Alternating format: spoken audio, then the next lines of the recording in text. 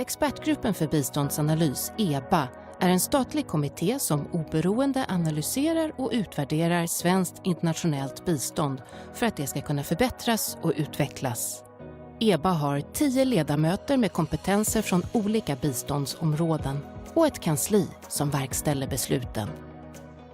Förutom våra rapporter så ordnar vi seminarier, workshops och möten mellan olika parter. Varje år sammanfattar EBA sin verksamhet i årsberättelsen Biståndsanalys. Den kan beställas från kansliet eller laddas ner på eba.se. EBA har ett oberoende i relation till uppdragsgivaren regeringen, liksom i relation till vad som utvärderas, samt till de rapportförfattare som anlitas. Rapportförfattarna ansvarar själva för slutsatser och rekommendationer i sina studier. Allt vi producerar som rapporter, seminarier och vår podcast EBA-podden finns tillgängligt på vår hemsida.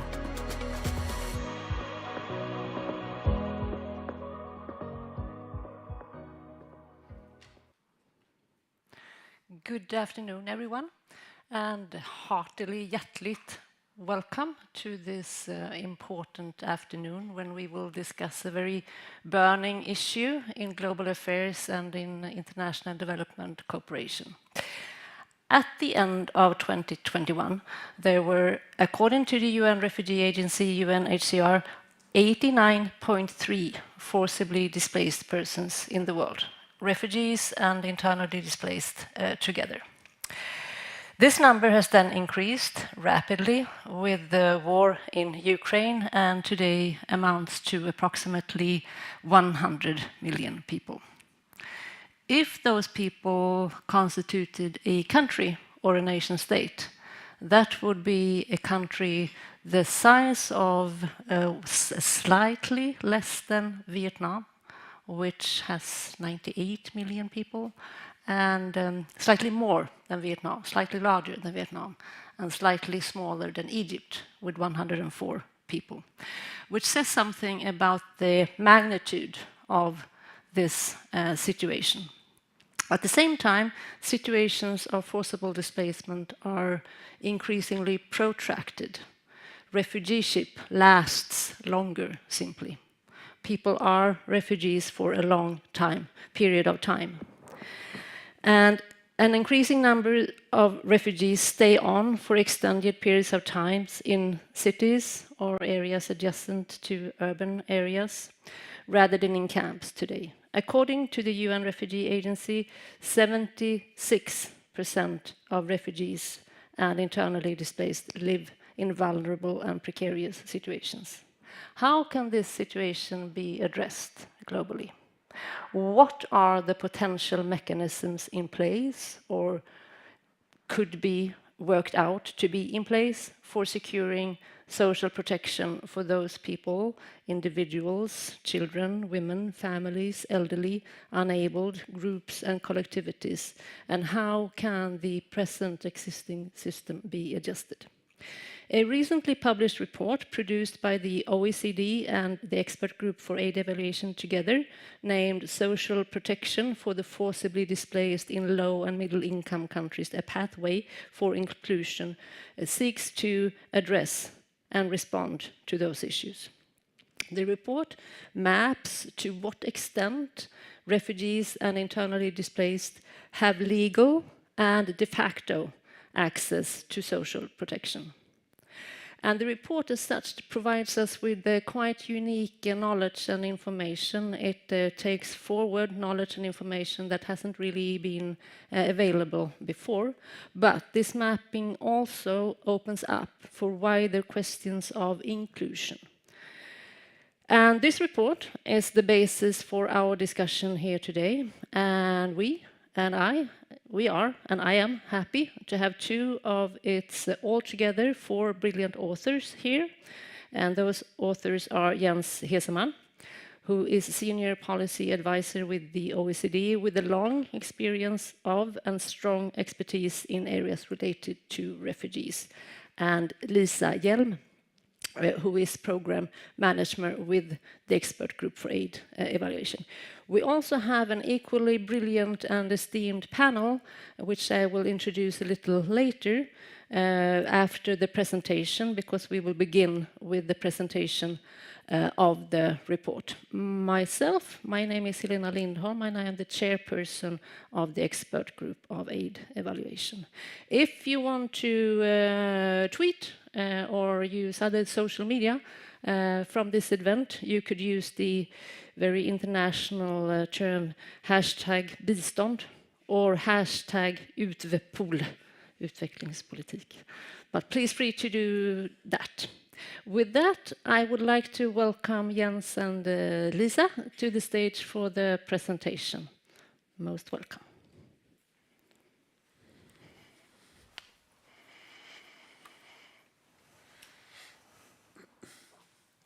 Well, thank you very much, Helena, for such a warm welcome and for setting the stage for us here for our findings. First of all, allow me to express on behalf of OECD the appreciation to the Swedish Expert Group on Aid Studies, EBA, for the collaboration on this important policy study. It is situated in an area where we're still breaking a lot of ground on identifying the possibility of development responses and peace responses to forced displacement, in difference to just a humanitarian response, where naturally forced displacement was located in the past decades. Coming to social protection, before coming to the findings of the study, I myself have seen firsthand in low and middle income countries the importance of that field for refugees. It's not coming naturally that refugees and internally displaced are included in national systems. It is not something which is the first-hand reaction, and it requires really pushing and interventions to make it work. Before joining the OECD, I was in Sudan, and there were a few important milestones where we were discussing the inclusion of refugees. It started during the Corona pandemic, when the Ministry of Labor and Social Affairs in Sudan started a in-kind distribution for populations in Khartoum during the lockdown. And we were able to include quite significant refugee populations, about 100,000 people, in these distributions. But that was only possible because aid agencies gave the means and the support to the government of Sudan to do so. Sudan, I should say, that is hosting over 1 million refugees and 3 million IDPs. So this is quite significant, and the majority of them live outside of camps, over 70%. Then came the discussion around the Sudan Family Support Program, which was a very significant program at that time, meant to cushion the population from the impact of the removal of subsidies on food commodities. And when we had the first discussions with the government and with the financing providers, the intuitive reaction was, refugees, it's not a priority, we shouldn't include them. And we tried to advocate, but actually we did not succeed at the start of the program. I think the debate has moved onwards since then, but it was not obvious. Later on came the Mother and Child Cash Transfer Plus program implemented by UNICEF, which was also supported by the Swedish SIDA. And there, that was a mother and child-oriented social protection program. It did then include refugees from the start, which was positive. So it is possible, it's not obvious, and we need to unpack that area more. So maybe I'll now come to our study. Helena already mentioned a few figures. Actually, when we now look at the latest figures, we are bringing together the UNHCR figures on refugees and the IDMC figures on internal displacement, and it comes to 95 million. We also, when you read our report, you find all the figures there, because these are the latest figures which were just published. But I thought for the presentation we use these. Over 80% of the forcibly displaced are hosted by low and middle income countries, often contrary to popular belief. They're not in the high income countries in Europe or in North America. Forcibly displaced persons, according to evidence, have specific and higher vulnerabilities. The majority live outside camps or settlements in urban areas. And displacement is very protracted. Some studies show that on average people stay in displacement over 10 years. What this shows is that forced displacement is a development challenge in a nutshell. It should be a development challenge. That's what the data tells us, but how can we make that work? Forced displacement is also a fragility issue. When we look at the recent analysis on the states of fragility by the OECD, which will actually be published early next week, we found that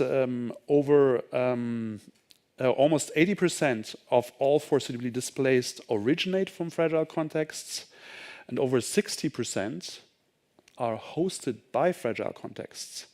And fragile contexts are a subset of low and middle income countries, or not only low and middle income countries actually, and they have specific challenges in addition to general development challenges, and we need to bear that in mind as well.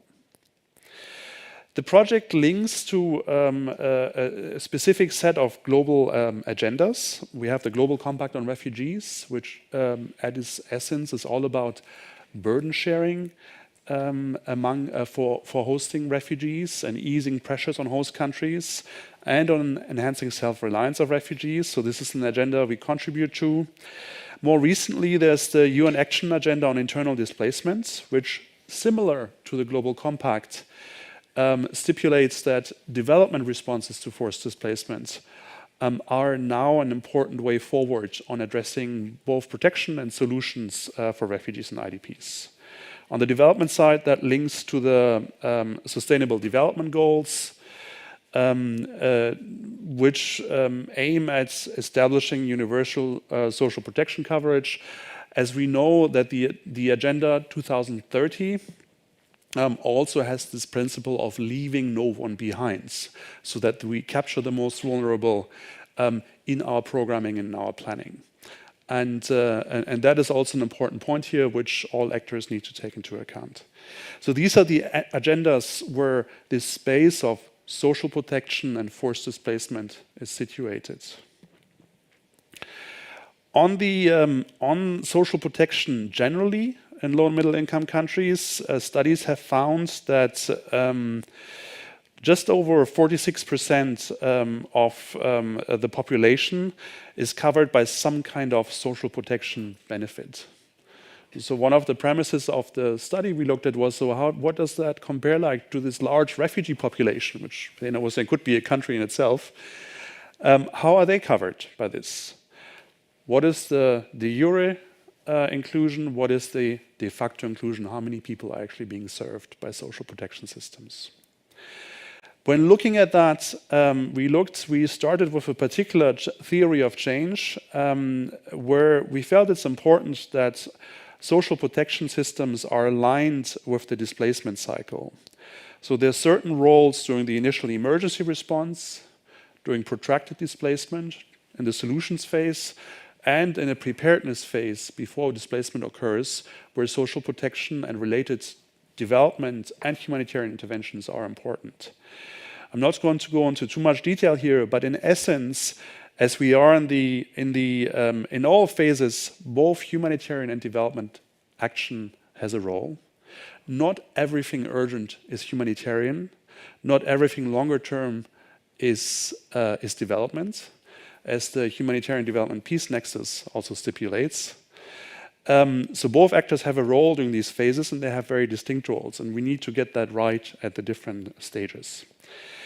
With this theory of change, social protection is seen as a pathway to sustainable inclusion, because by integrating in state systems, and that includes employment generation systems, employment referral, becoming a contributory member to the fiscal system of the host country, it's much more sustainable to achieve refugee protection and possibly a de facto socioeconomic inclusion than through parallel humanitarian aid alone.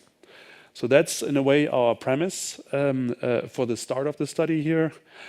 And with these starting points, I hand over to Lisa for the actual findings of our study. So I will start with saying something about how we carried out this study. So together with the ODI, we collected data from 12 different countries and 3 deep dive countries, which were Sudan, Iraq, and Uganda, where we collected more information, we conducted more interviews and did a little deeper analysis. So how did we then, what type of information did we collect? We looked at legal documents, we looked at program documents to find what is the de facto coverage, and we looked at data collection systems. So for the de facto part, we looked more at single program documents because it was very difficult to find in general at the national level what is the general coverage, while the de jure access we looked at more national level documents. And we analyzed this information to then come up with policy recommendations based on the findings. So let me move into what we actually found. And with this table, it shows the de jure access, and the green color, it says full coverage of full access to social protection. The orange is more partial access or unclear. It was some cases it was not really clear, do they have access or not? And the red means no access.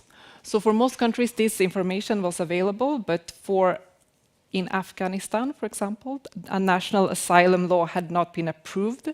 And in Uganda, the refugee law does not guarantee refugees the right to social protection. So that is why those are red. But in general, we found a quite positive picture when it comes to the de jure, the legal access. So if we then move on to the de facto access, who is actually covered by different types of social protection programs.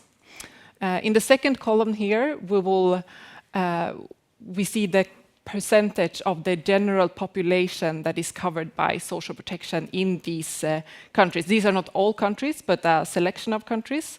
And already here we can see that it differs quite a lot between the countries in our study. For example, in Cameroon, only 6.8% of the host citizens are covered by social protection, while in Costa Rica, 58% is covered. So already here we can get a sense that the conditions for including additional populations are quite different in this country. And in the next column, we have a number of programs listed where we could find the information on the actual inclusion of refugees in these programs. And a few trends that we could see here was that in the low-income countries, there were some, in this case, World Bank supported programs that had included refugees as including refugees as a target to the program, and that is why we can also find this information, although at the time the figures were still low. And in the middle income countries, generally, the coverage of refugees in the programs were higher. And especially here in the health insurance programs, we see higher figures. One of our deep dive countries were Uganda, which, if you remember the previous, the de jure picture, we could see it was a quite bleak picture. But for those of you who know Uganda, you also know that it's recognized for its hospitable refugee policies. Refugees have the right to work and access to national health and education services. But when it comes to social protection, this is not yet reflected in any national policy and coverage is not in the refugee law. And here we see that the main obstacle is the social protection sector.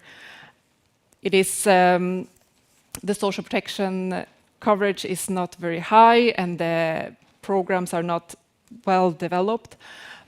But we see also that there are some initiatives going on.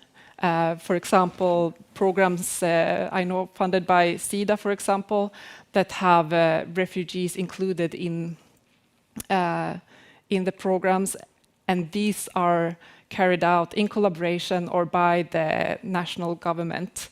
And there is also work going on to include these programs in the management information system. So even if on the de jure side, refugees are not included, on the de facto side, we actually see that refugees are included to some extent.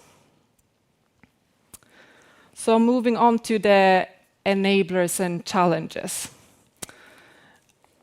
Starting with maybe one of the most important is the political aspects. We found that these are, of course, important enablers, both political stability and political will. And on the other hand, political instability may even reverse previous trends of inclusion. So this is a key factor. And of course, resources is another very key factor. We know that social protection in general is underfunded globally. There is a large financing gap. And I will show another picture on finance later. And a third thing that I might mention here is a strong social protection system. It's crucial to have the foundation to include additional populations in the social protection system. But even when the social protection system is there are a number of bottlenecks, administrative bottlenecks, such as documentation that is lacking, electronic systems that are not adjusted to include the types of identification cards, for example, that refugees or IDPs might have. So even when the system is there, there's a lot of things that could, like practical things that could be done. A somewhat unexpected enabler was the COVID-19 pandemic. We saw that during the pandemic, several programs opened up for additional refugees that were previously not open for refugees in the countries. I will say something more about the financing aspect as well. As I mentioned before, there is a large financing gap for social protection in low and middle income countries. And there the donors have played a role and may still play a role, but not in closing this whole financing gap. So host government policies and fiscal allocation for inclusive social protection matter. But there might be a fear of including additional populations because of the cost. So we believe that there is a need for a clear business case for including. To host governments, they need evidence to be assured that there might be benefits for both the refugees, of course, but also for the host population to include them in the system. And to sum it up, there is a need for a better development finance mix according to the context. So not only one source of financing, but everyone needs to come together. And as Jens mentioned before, the burden sharing is important. And with that, I will hand over to Jens again. Thank you. In a nutshell, we've found that there is a large gap between the de jure inclusion and the de facto inclusion, and how many people are actually being served. We found that so far very few refugees are being served by national social protection systems. There's some positive signs where this is increasing. We mentioned several examples in countries where this is starting, but there's a lot more work to do to go down that road. And we need to also unpack on how we can overcome the obstacles. So in this slide, our policy recommendations emanating from this joint OECD-EBA study. So one recommendation is to generally continue with the effort to incorporate refugees and internally displaced international social protection policy and planning. Starts at the policy level, The ministries need to be on board. Also cross-cutting government policies on inclusion matter. Policy coherence matters between host states and development finance providers. Even if it's not always evident and the political economy is difficult, political will can be a critical factor there. We recommend to continue trying down this effort because it will lead in the medium to longer term to better outcomes and possible cost savings and benefits for all parties involved. The displaced themselves, the host communities and host countries, and also the finance providers. We recommend to reassure host countries going down that path by giving multi-year perspectives on financing inclusive social protection systems for both the displaced populations and the national populations. Coordination is a very important aspect which we find needs to be further strengthened, and that is also within governments, because sometimes what we found is that within governments, there's certain departments dealing with refugees or internally displaced, and often they don't speak to the line ministries, and the data is not shared, and the data is hosted in silos. So we need to overcome these barriers, and we need more dialogue also between the host governments, the UN, and the NGO actors, so that there's also a dialogue with the humanitarian actors, who often have capacities and insights the authorities may not have. Coming back to the data systems, what we found as part of our study is that the data is really living in silos at the moment, the data on the displaced themselves. So you have specific registration systems for refugees, you have sometimes specific registration systems for internally displaced, and often actually on the internally displaced side, the individual registration is not complete. And then you have the national registries and household surveys, which often then don't include the forcibly displaced because they assume it's taken care of by these other systems, but then the systems don't come together, the data doesn't come together, and when it comes to targeting social protection programs, that leads to an actual possible exclusion of these populations from national programs. So these are elements to overcome. Finally, we need to monitor and evaluate inclusion deliberately. What is the outcome of inclusion efforts? How many people are actually being served? Is it meeting the needs? Is this actually working? And what is working and what is not working over what time frame? And that should then inform, I think, also the financing mix from development support for countries, financing mix between humanitarian financing, development financing, and other efforts and fiscal contributions by the host countries.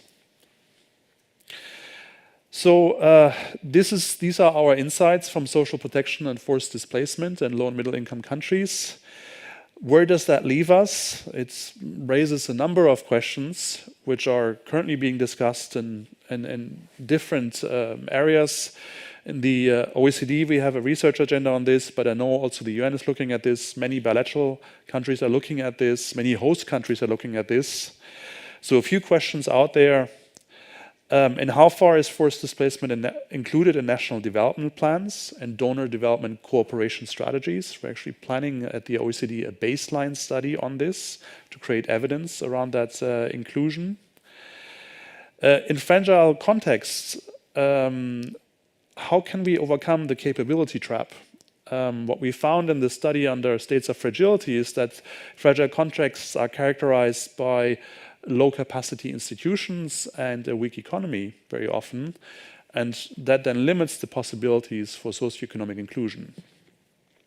The Humanitarian Development Peace Nexus, which has very relevant and important premises, how can we make this work in forced displacement situations? The gap between de jure and de facto inclusion, what is in that gap and why is that gap so? We need to understand that better. One element is certainly political will, and we need to understand that better on how that political will comes about and can be influenced. And finally, the policy coherence. There is the international development partners, but there's on the other hand, the host countries, the low and middle income host countries of displaced populations. How can we make sure that that everybody looks at policy-wise at this from the same perspective, and we don't get diverging objectives, and then that leads to a grinding halt and a fallback to a purely humanitarian agenda. With these words, Helena, thank you.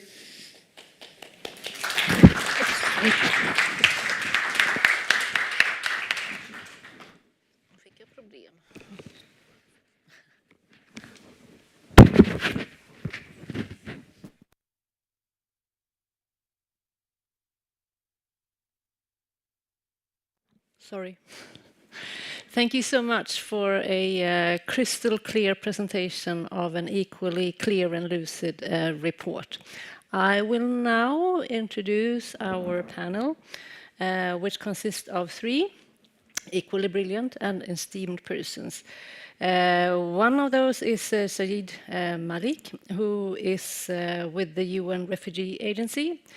He has a long career with the UNHCR, and he is currently director of the Division of Resilience and Solutions Division. And he will be with us on a link. We also have Helena Sancho, who is program specialist in migration and triple nexus of SIDA. Please. Thank you. And we have as our third panelist, Måns Fellesson, who is research fellow at the Department of Culture and Society, Division of Migration, Ethnicity and Society at Linköpings University, and also has a position at the Ministry of Foreign Affairs. So I will ask each of the panelists for a brief reflection and comment for approximately 4 minutes each. It's an easy task to keep the one so short in such an important topic. And I will first give the word to Mr. Malik. Welcome to us and to Stockholm. What is your main comment and reflection? Thank you, Helena, and thank you, Lisa Jens, for such a clear presentation. Wish I was there to be with you to discuss in more details. But just first, let me start by thanking EBA and OECD for such a great work on this. This is a topic that is of great importance. You've heard the numbers. Unfortunately, these are all-time high numbers. And when we talked about protected situations, I remember as a young professional joining Somalia in the 1989, civil war started and the Dadaab camps popped up within weeks, large number, and 3 decades later, those camps are still there. Many more examples like that, but this is the reality these days. The number are increasing around those things. But let me just quickly add that the findings of the report, we totally align ourselves with that. And as if you have reinforced the work in many different ways than we ever could have reinforced the message on social protection and inclusion of refugees around that. Quickly to highlight that its displacement reflex is now very much strengthened. It's not a debate which was a few years ago, when we used to talk about displacement as only a humanitarian issue. It's no more a humanitarian issue. The recognition is there, the reflex is there, and many more partners are beginning to, especially development partners, and this one discussion today highlights how important it is to be looking at forced displacement, both as humanitarian and development challenge, fragility, and many other aspects of it that need to be looked into.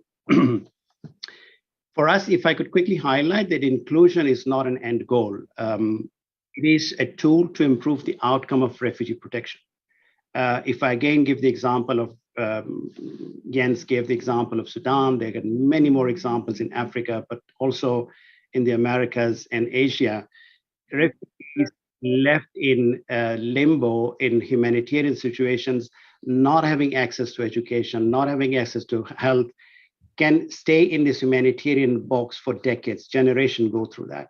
We're just having the Transforming Education Summit. It's starting this afternoon in New York. And there, again, we are bringing inclusion of refugees in the education systems. Very important to highlight that it helps improve the well-being of refugees, making them more productive members of the society, and making them productive members of the community that we can contribute to that. But there are challenges, and Lisa has highlighted a number of them, Hans has highlighted. We did some studies as well and conducted a survey of over 123 countries last year. Just to give you broad numbers, 70% of refugees lives in countries with restricted right to work.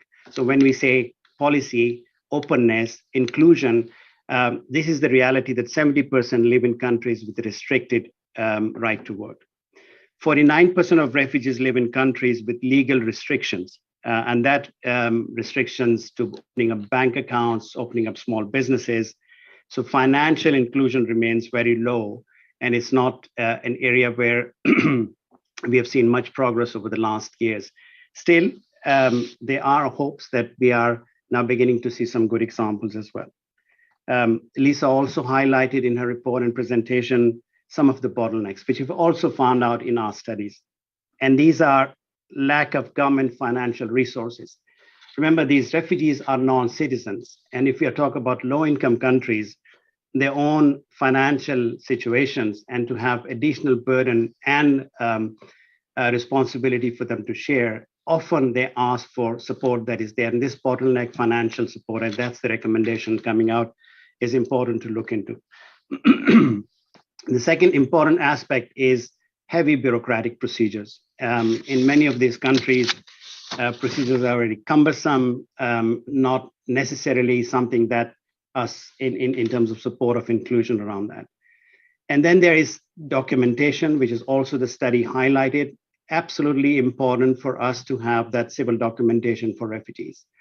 That's the start. That's the start of protection. That's the start of inclusion. If civil documentation is not there, we can then forget about the rest of the follow-up, the inclusion in national registries, national statistics. These are all lacking around those areas. And then, as I mentioned, the lack of employment opportunities, many of these countries. Even if there's will, there are no resources, there are no opportunities, and that need to be fostered in that.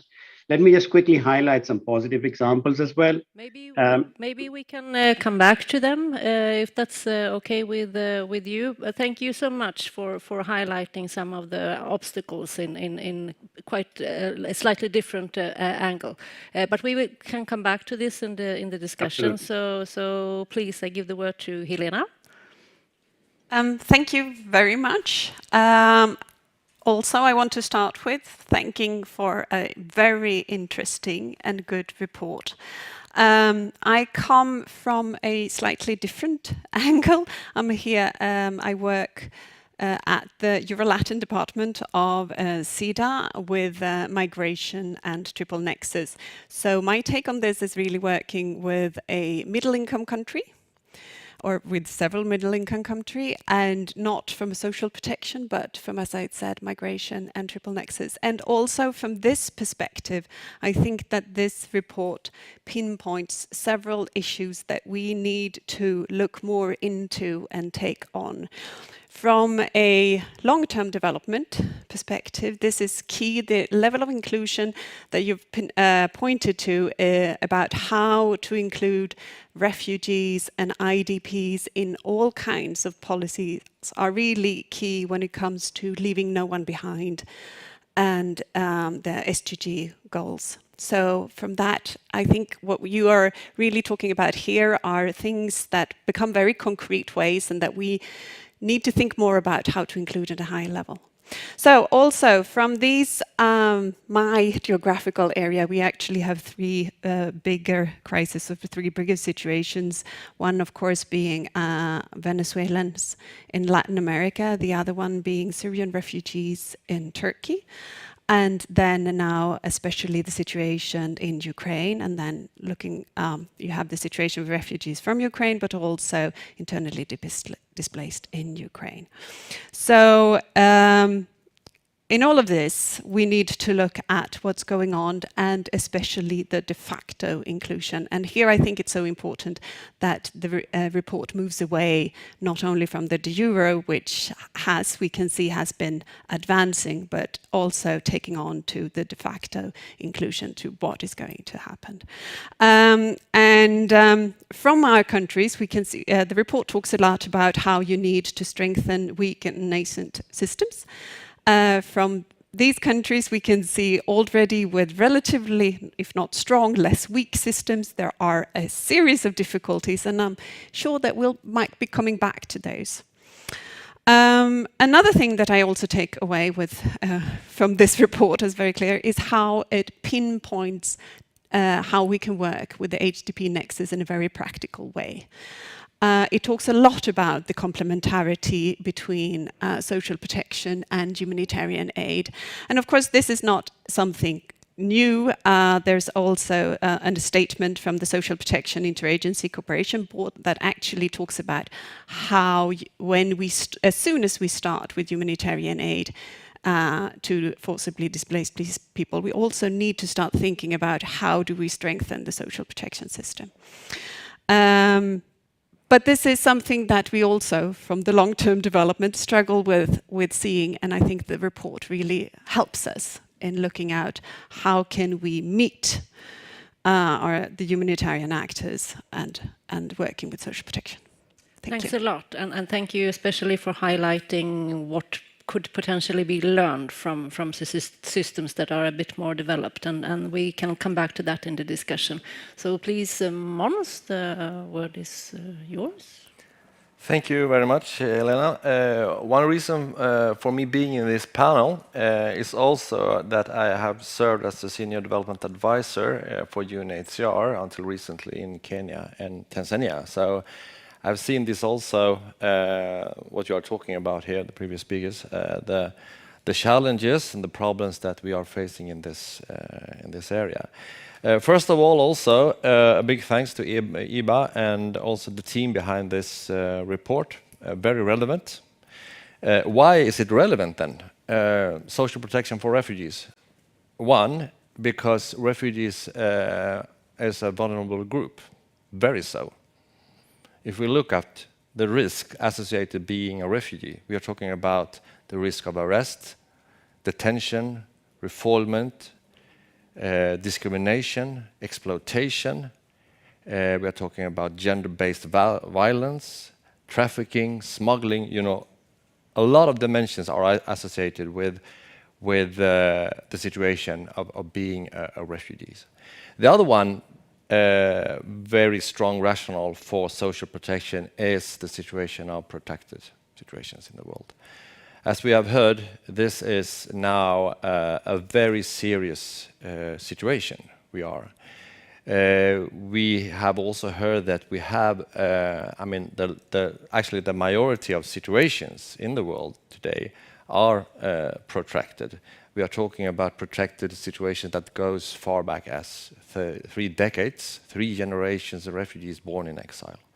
So the issue of social protection and social inclusion, political, economic and social inclusion in society is a burning issue. And this is why the countries, the world, agreed on the compact for refugees, that we need to have another approach. We need to face these challenges, differences. It's about burden sharing.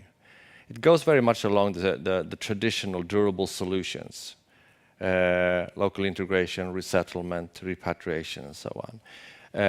But it takes sort of reaffirming the importance of those, and also maybe give some more merits to the importance of refugee inclusion.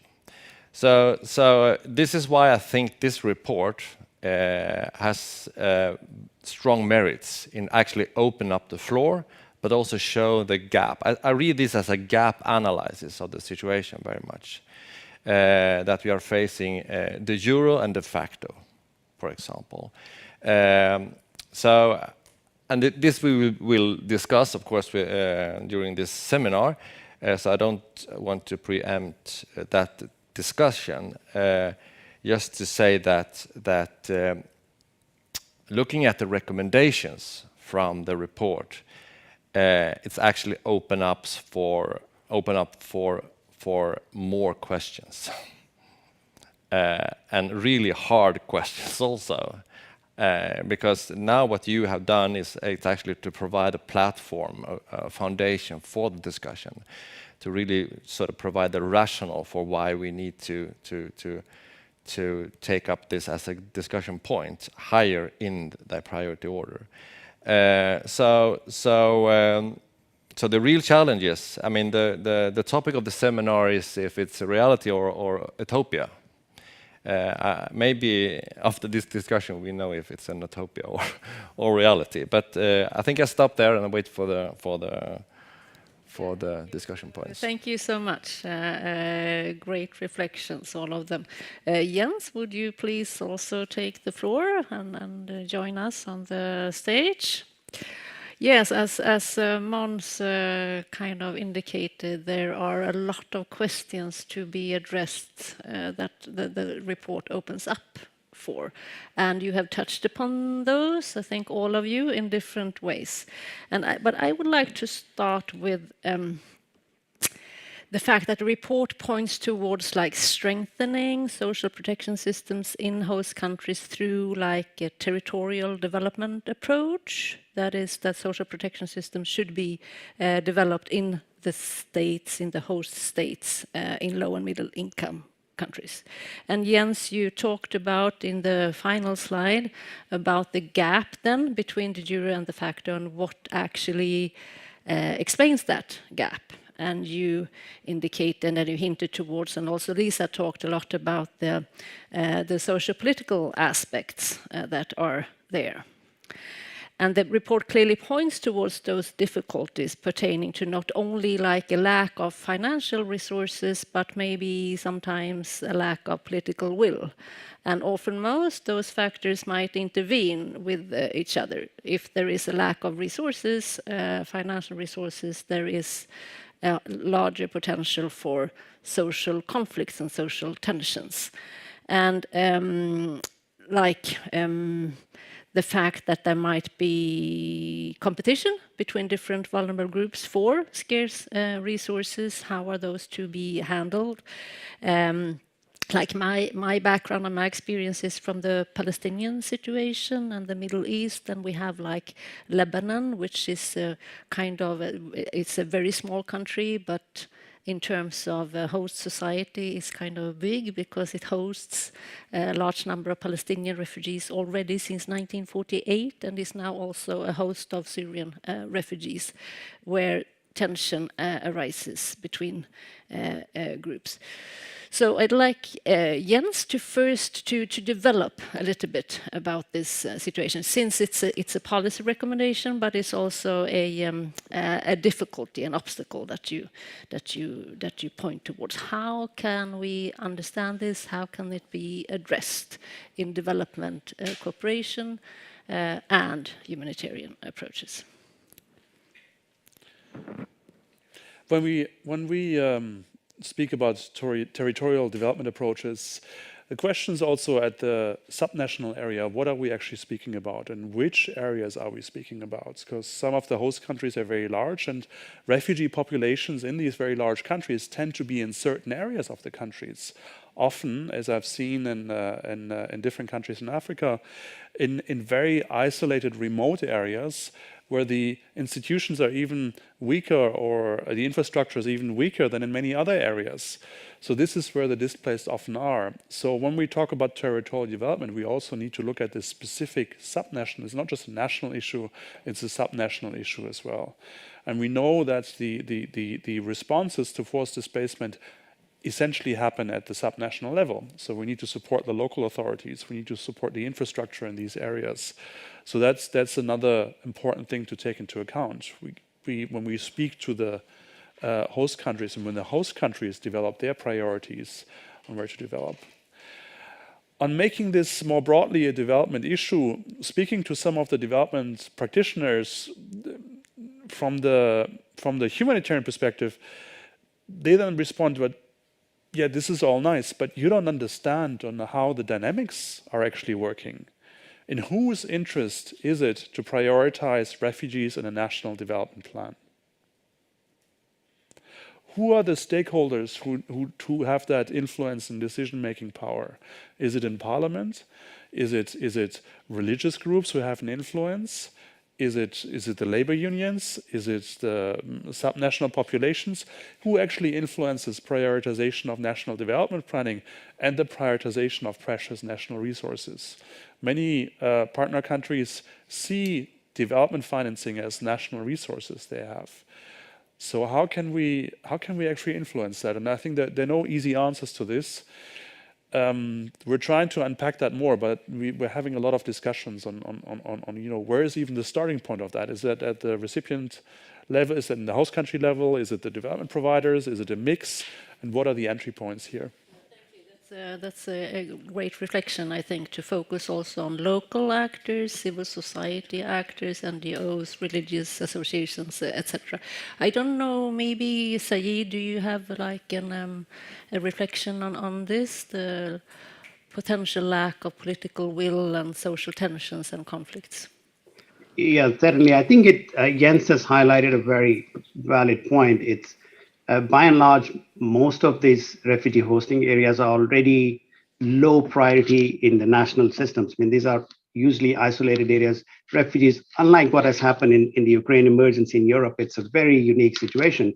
But most of these refugee hosting areas are in low-income countries, as you said, 85% of them are in low and low middle income countries, in areas which are already a low priority for the governments. So refugees become, even being non-citizens, more vulnerable because of this legal vulnerability that they have. So the political will to be generated to be able to include those refugees in national programs is a very uphill task and cannot be done alone without solid advocacy, support. That's why the whole discussion around burden and responsibility sharing, that these small areas need to be supported. So I have some good examples. I would also say the one in Kakuma, Kilobiai in Kenya, where the governor and the community there decided to include refugees into national systems. That brought additional development assistance, that brought some additional expertise and partners to that area. And that benefited not only the refugees, but also the host communities. Improve the living standards, or beginning to improve the living standards, attracted private sector, IFCs engaging in that. So those kind of activities where the political will is there need to be supported, so that the de facto access that is there need to be equally supported with financing to then nurture that to more urban areas and see if these benefits could be brought there. But these are the kind of support that need to go into. Otherwise, just to say include them into your national system without any responsibility burden sharing with the international community, development partners, we will continue having the same struggles.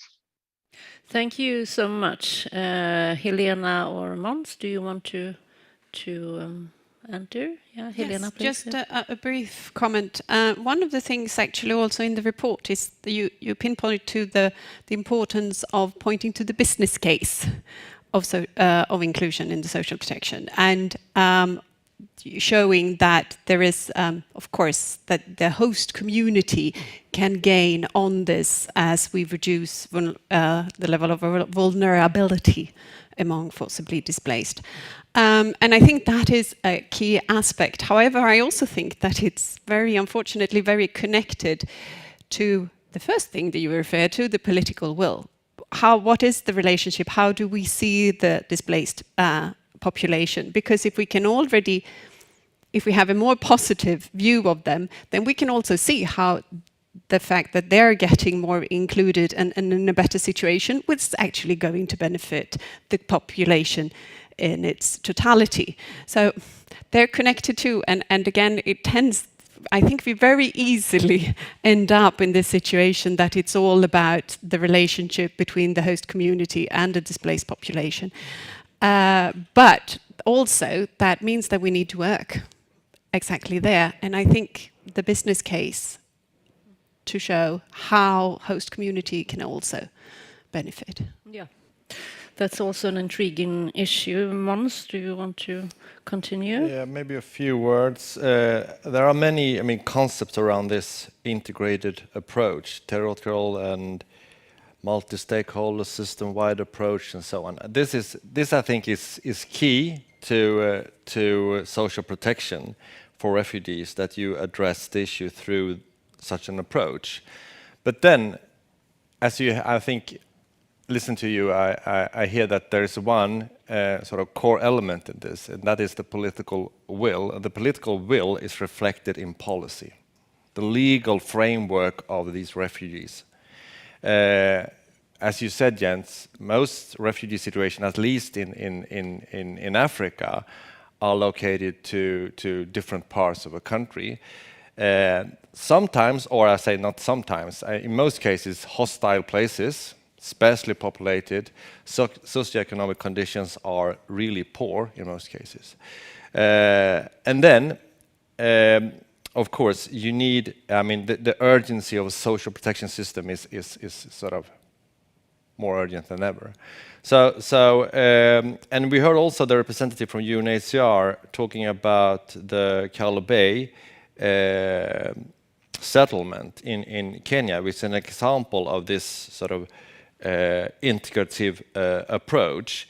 And there's a great sort of progress in that, but it's also a challenge when you're looking at the local context in relation to the national context, that there needs to be an interplay between the national legalization and what is going on in sort of county development plans. Because if you have a mismatch between those, you will not have sort of a ground for integration. And this is what partly happened in Kenya, I will say, that the governor in that county was really progressive, highlighting the importance of including refugees, because he saw also that there are donor monies attached to this, of course. So there is a money aspect in this. On the other side, there was a national government that was really strongly attached to a security agenda, looking at places like Dadaab and Kakuma, especially Dadaab, where you have security issues. So there was also elements that was holding back this integrative approach. So this is why I think a key issue to be addressed, and there I think donors and international actors as such has a very important role to play to really address this to hosting governments. Because UNHCR, if I may say so, is sort of biased when it comes to refugees for natural reasons. So there needs to be another narrative. There needs to be someone else that talks about the need for inclusion of refugees through development plans. And that has to be development donors and UN agencies that are not concerned with the humanitarian affairs. So that's a take on that. Yeah, and that kind of could perhaps lead us towards, furthering the discussion on, so how can this, like an integrated approach where different actors and different agendas, humanitarian, development, like fragility, the nexus issues, international donors, the multilaterals, host governments, local societies come together? How could that be? How could that be, so to say, facilitated or promoted? Jens, do you have the answer? No, we need to test this out. That is I don't think there is the solution or the golden finding. It depends very much on contexts. This is highly contextual. In some countries, the institutions are stronger. When we talk about social protection, the national social protection institutions are stronger. In other countries, they are weaker, and it may even years to build up their capacity. So it's not an imminent solution. I think what we're looking at is a mix of interventions of humanitarian development, and also we haven't spoken about that, security. It was mentioned a little bit by Mans. often the displaced are in areas which are not that easy security-wise, or in some cases contested areas, or areas affected by civil strife. So the peace actors also have an important role to play there. What I think IDMC has pointed out in their global report on internal displacement is that there are some examples where successful integrated programs, such as I think they gave an example from Mali and Somalia, where peace actors provided a certain degree of stability and security, development actors provided the support to the area development, and then humanitarian actors came in to serve the populations who needed vulnerable support and protection interventions. And that worked advancing also this agenda on solutions to internal displacement. But that's a whole other topic. I think it will also be interesting to look at. But I'm thinking that the security agenda also kind of relates to that. Not unfrequently, refugees or internally displaced are interpreted as a source of insecurity or social unrest in many countries. But I'm thinking also, Helena, what do you think could be learned? Like because the report points towards this fact that we have different kinds of maturity in terms of social protection systems. And what do you think that the situation of nascent systems could learn from more elaborated systems? Yes. If I may, though, just before, actually, just a small comment on the coordination and collaboration. Of course. I mean, this is the key problem that we're trying to work with when we work with the HDP Nexus all the time in all the settings. Very difficult to get everybody on board. But it is interesting. I mentioned it to you earlier, and I just wanted to put it out here. In Ukraine, it's a very specific situation, but it's also interesting how Ukraine has been struggling early on with coordination. Generally between international actors and national authorities, but it seems like social protection and the working group of social protection hopefully is going to be perhaps the one starting point of an improved and more broadly point of cooperation. So perhaps one way could be just to have this kind of very close, focus. What is it that we need to deliver in order to get that cooperation going? Apart from that, yes, a few lessons that we've, especially if you look at Latin America and the situation of the Venezuelans, you can see that there has been, we saw it very nicely here with Colombia, it's green on the Juro inclusion. However, it is not green on the de facto inclusion. And there are several different aspects of that, of course. One being administrative.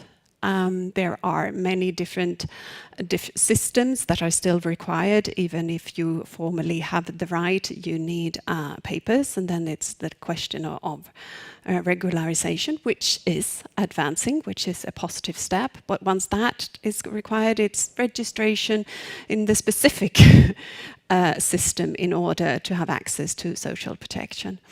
It's also, of course, lengthy processes.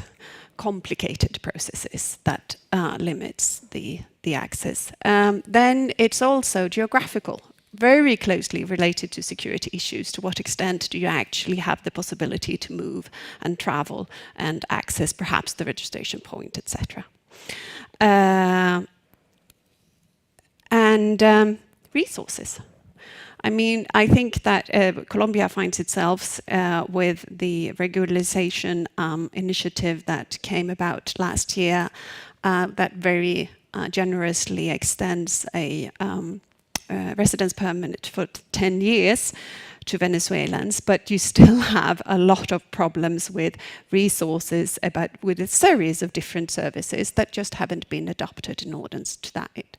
And of course, these are, resources, we've touched about that already, that it's resources, and there's a fight about those resources. There's as many groups in Colombia that needs more support. And then finally, the very fact that most also are working in the informal economy, which limits their access to different parts of social protection, but perhaps even limits their interest to access the regularization that is also needed, because they don't need that in order to get a job, which is the first priority. So, and there are very high levels of inclusion in the informal economy. Very few displaced are actually have the possibility to work in the formal community. I think that's really an important issue, which is also in the report, the issue of work. But and I'd like to move on to that. But first, I'd like to ask Saeed and Mons if you want to enter this discussion here. Saeed. Yeah, I think most of the issues are highlighted in this particular subject, but it's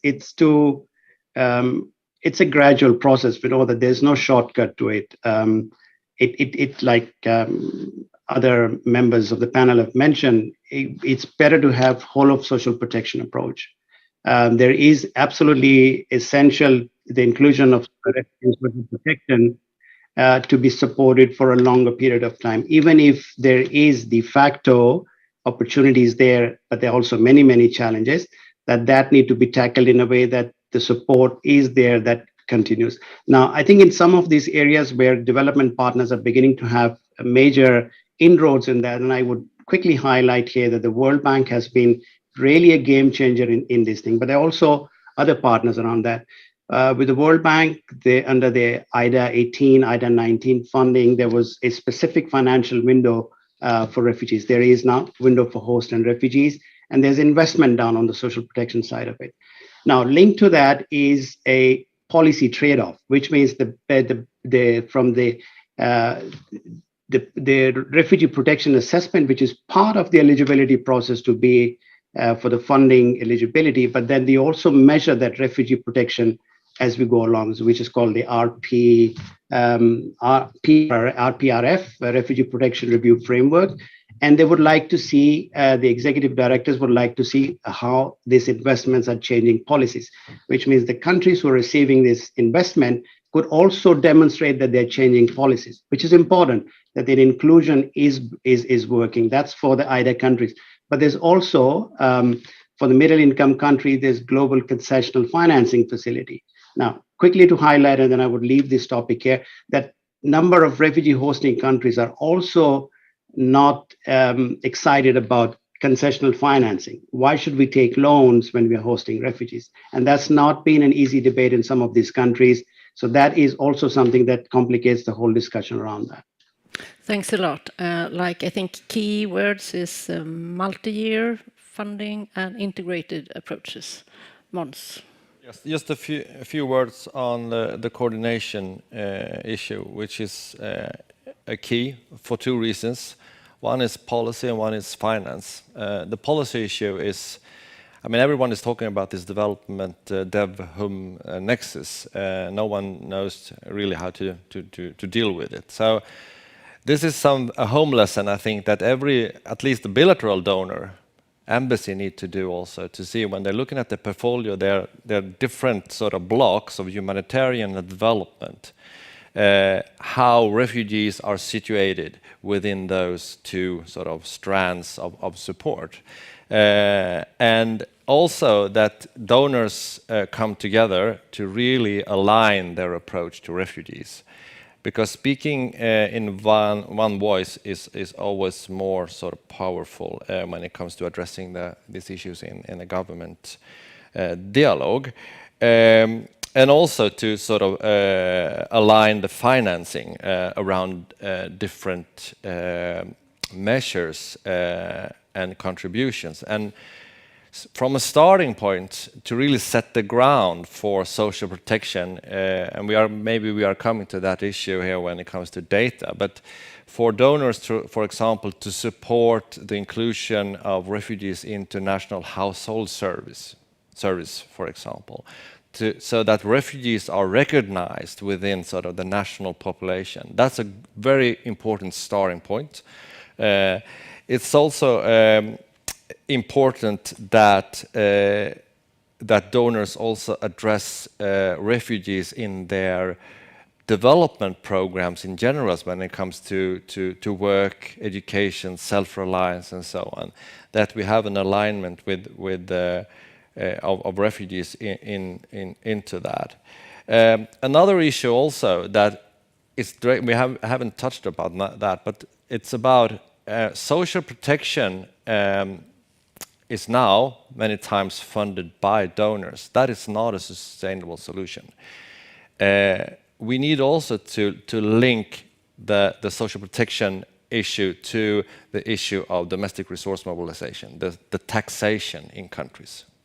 This is sort of the sustainable approach to it. So this is why I talk in favor of a system-wide approach here. Yeah, so before we open up for questions from the floor, can we perhaps dwell a little bit upon that? Because the report also talks about about the right to work in the hosting community. And the right to work may then be, I'm quoting now from the report, may be a potential solution for a more financially sustainable inclusion of forcibly displaced persons. It would enable forcibly displaced persons to contribute to a fiscal base that could pave the way towards a more sustainable solution. That's another way of looking at financing, right? And it's also a way to address the issue that Jens talked about. What is the, I mean, how could the host community at large kind of see benefits of inclusion of refugees and internally displaced? So is that another way to approach this issue, or how should we see those like processes together? Helena is waving. Yes, well, just because I think that would be wonderful, but you have the problem with informal economy. And when they are even, and here sometimes it is the very size of the informal economy that's kind of decisive, not the question of workers' permit or not. And of course, then you don't contribute through your taxes. So I think that is very, very complicated. It rather goes to Måns' comments on that we need to really see it so broadly.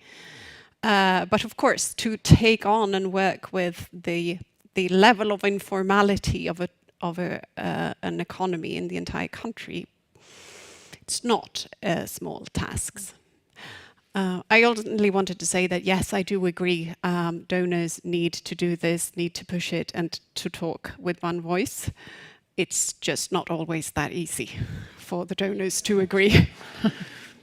Anyone else wants to develop on that point? Yeah, Jens? Huh? On that coordination point among the donors, the OECD Development Cooperation Directorate has been piloting some support to certain countries on developing development financing strategy processes, and that's being piloted around the situation in Yemen.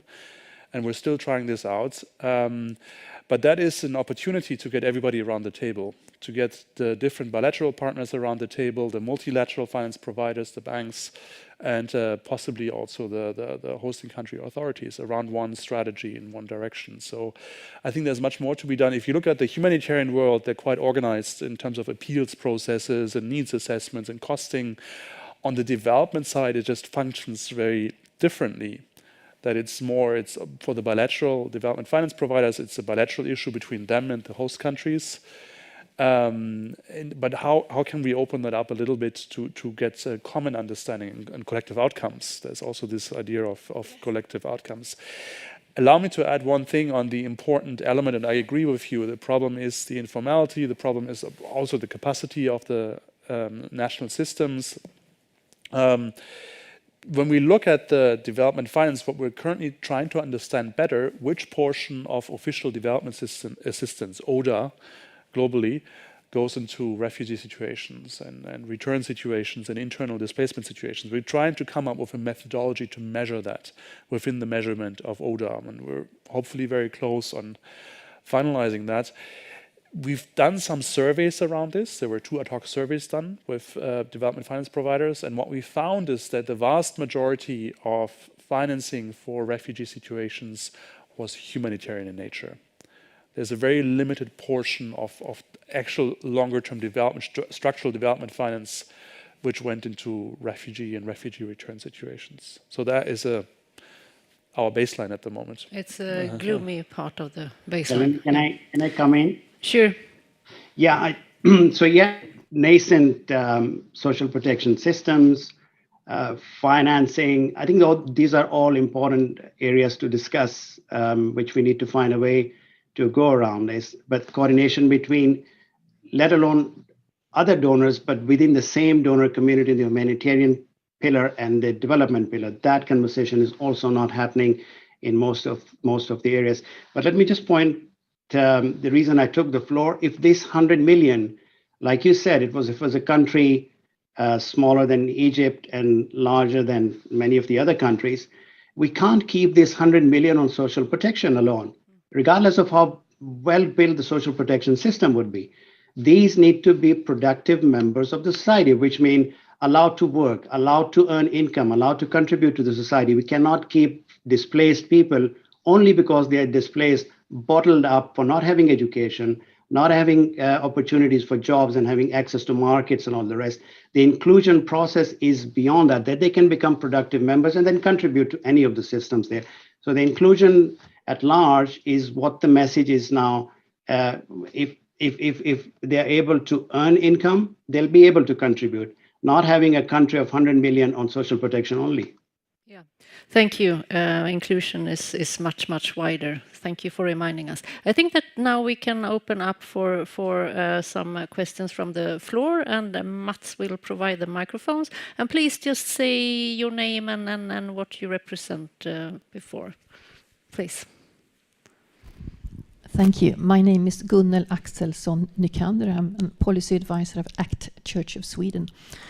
Thank you very much for a very interesting discussion and the report, it seems. I'm coming back to the analysis of the difference between de jure and de facto. And in the list of enablers and challenges, there was one aspect which I didn't find and which I'm curious for you to reflect on, and that's how the social protection in the country is designed in terms of how beneficiaries are selected, whether poverty targeted, perhaps proxy means test, or whether they are more like universal child grants, etc. I worked a lot on this issue. I know that proxy means tests and others they're really not able to identify the most vulnerable. They do leave people behind. Of course, they're cheaper often because they are smaller. But one could imagine that if in the host country the program was universal, would be more likely that also the refugee would be included.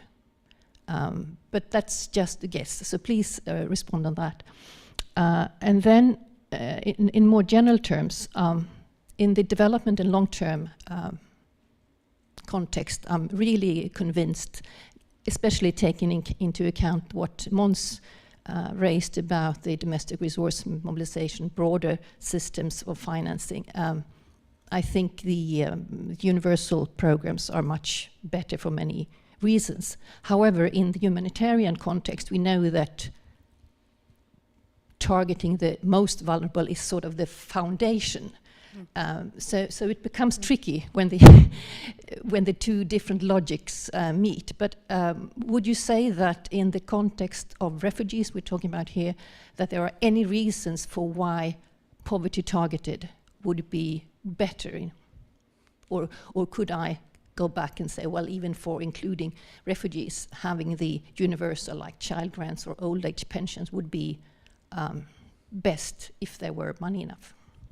Well, thank you. Interesting and complex questions. I just want to remind us that we have 10 minutes approximately left, so kind of brief responses. But I think Jens, you go first because it was a question to the report.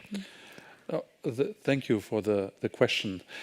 I don't think we want to target the rich refugees or the rich internally displaced. We should somehow find a way so they don't need our assistance.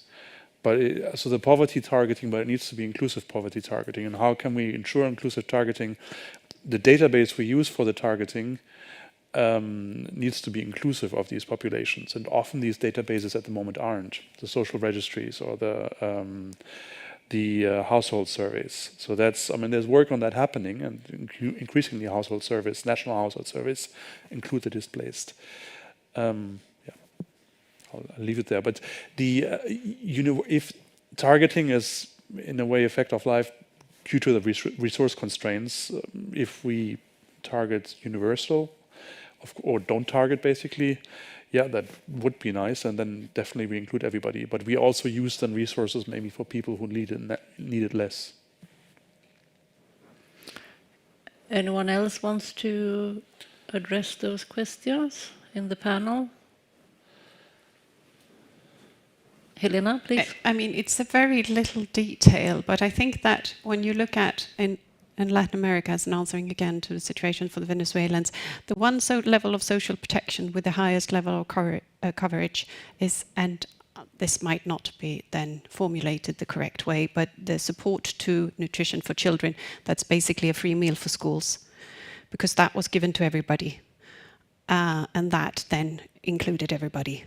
So it's a very little specific detail, but yes, that is the one aspect of it that has the highest level of coverage.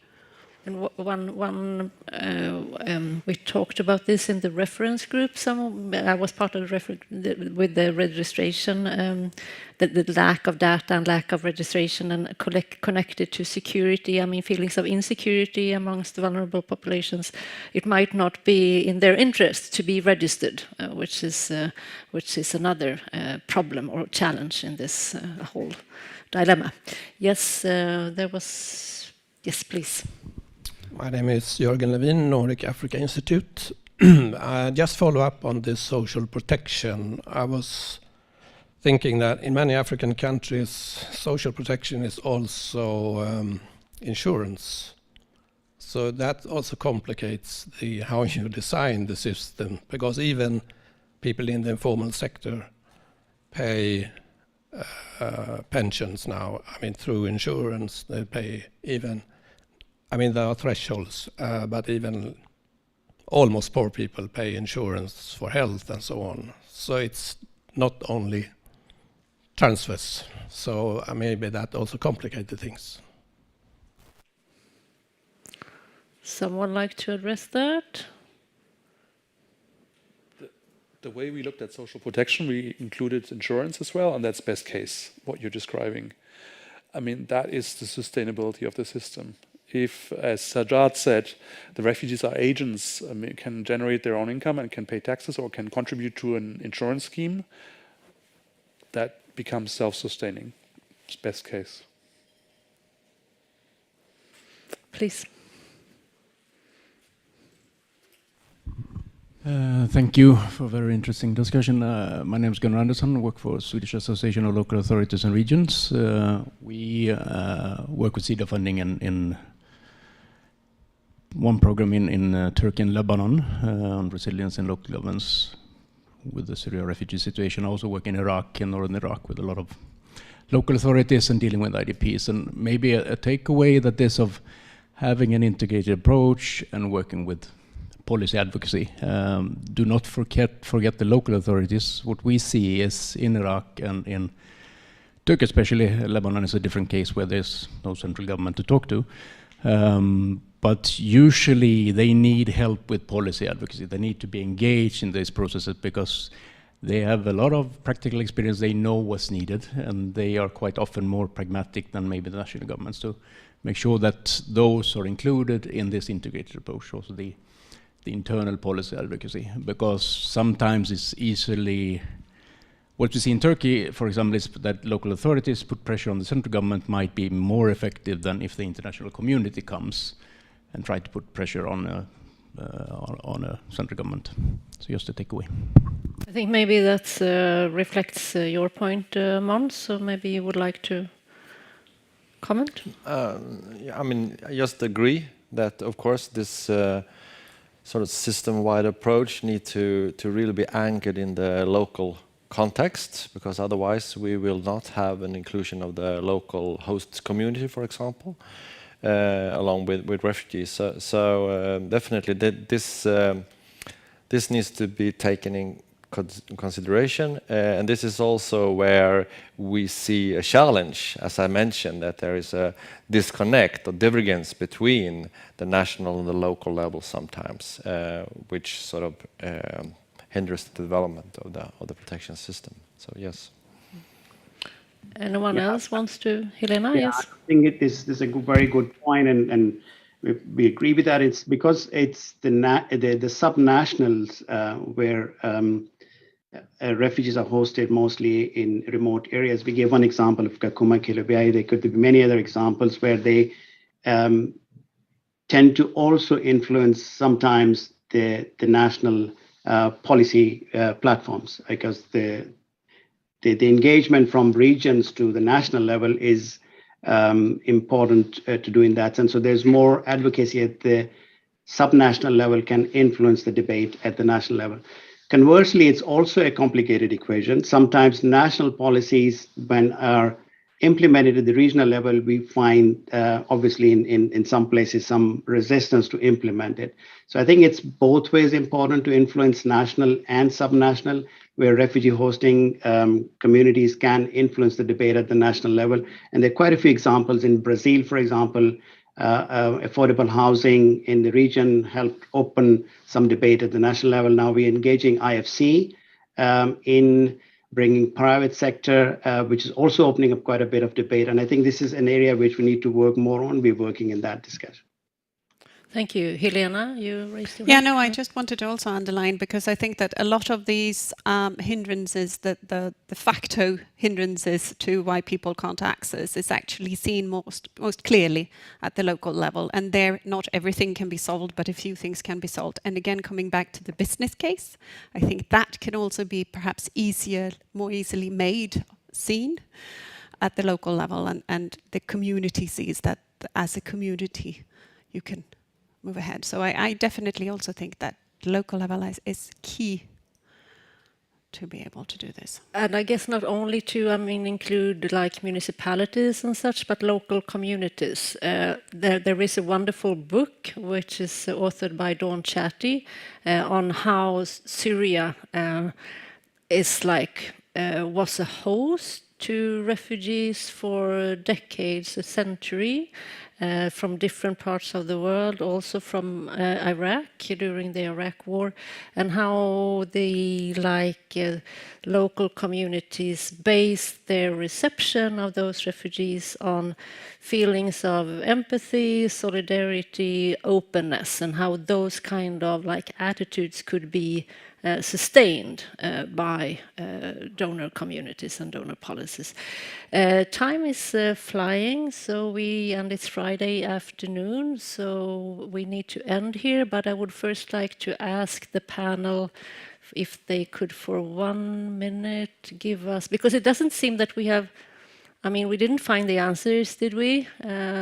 Well, not the easy ones anyway, but 1 minute takeaway, utopia or necessity, and why? Saeed, or do you want to be first? Yeah, I would definitely say it's a necessity, and I'm very happy that we have these conversations to be able to have OECD, EBA hosting this session and getting development partners and many of you around in the room asking those difficult questions and asking us to be more vigilant on a number of these areas. Without inclusion, it will remain a very difficult equation for, now we're saying 100 million forcibly displaced. If inclusion works, that will make refugees and other displaced more productive members of the society. They'll be educated, they'll have primary, secondary, tertiary education, and become more productive members of society, earn incomes, contribute to the systems, be part of the social protection areas, and then can become better agents for where they are being hosted as refugees and become productive when they go back home, eventually in Afghanistan or Syria or elsewhere. When time is right, even for Ukraine, they go back and then contribute to the reconstruction of that. And that's where inclusion works, and that's where humanitarian development, peace, HDP, all of them, these are valiant efforts. We need to make them more realistic and more practical as we go forward. Thank you, Måns. I think we should continue to strive for utopia. Absolutely. This is a very important issue. I think also that we need to realize that there is a difference between, when it comes to social protection, between covered and coverage. And this is, I think, this is the merit of this report, that we actually see this gap, that there is a huge gap, but also that refugees that are supposed to be covered are also benefiting from a coverage that are very weak, so to say. So we also have to analyze the capacity or the quality of the coverage, and also as addressed by the previous speaker, we need really to put this in relation to the issue of self-reliance, livelihood issue, job opportunities, and so on. Work permits. Work permits is not the same as having a job, because here we have, we have legal frameworks that talks about the right to work permits, but the administration around that is very complicated, and seldom it results in work permits and so on. So that one is a policy issue that needs to be addressed. But very much strive for utopia. Yes. Helena. Of course, we always need to strive for utopia. I think that's what we try to do all the time. Well, I think that perhaps in the end there's not so much that are completely new, but we have been strengthened again in how we should be working and how we should carry things forward. With the goal, you said that inclusion is not a goal in itself. I think it is in the way of leaving no one behind and working broadly to inclusion, to include forcibly displaced persons. Social protection is a key aspect of that. And that, I think, has become more clear to me with this session. And then the one thing that I always try to keep at the forefront, there's only one reality. Independently of how many actors there is working with that reality, there's only one reality, and there, independently of what the official right version is, it's what happens. That's actually the key, not the de jure, but the de facto. So keeping that at the forefront, I think that the discussion here today and the report has pinpointed that once again. Jens, the last word for today. With 100 million forcibly displaced, numbers possibly rising, looking at predictions and risks and fragility, we absolutely need solutions. And the formal, durable solutions for refugees, that is return, local integration, i.e. become a national of the host country, or resettlement to a third country, the opportunities in terms of the big numbers are very limited there at the moment because of fragility, because of continued strife. So a possible solution is socioeconomic inclusion. And we need to make that work. It's a policy issue, and we need to get that policy right in the host countries. If we achieve better inclusion in social systems, better inclusion in the economy through rights of work and so on, we can have a solution. And I think several examples show that it is possible. And last but not least, that example is the Ukraine refugee situation. What was declared with the European Temporary Protection Directive in the European countries it's temporary, but it is a de facto solution, because refugees are allowed to work and they can access social services in countries which have capacitated systems. So it's not Utopia, it's possible. That's a great final word, actually. There are de facto solutions already in place. So with that, thank you so much to the panelists and for joining us online. And thank you to all of you who have spent your afternoon here with us. So thanks a lot, and have a happy weekend, everyone.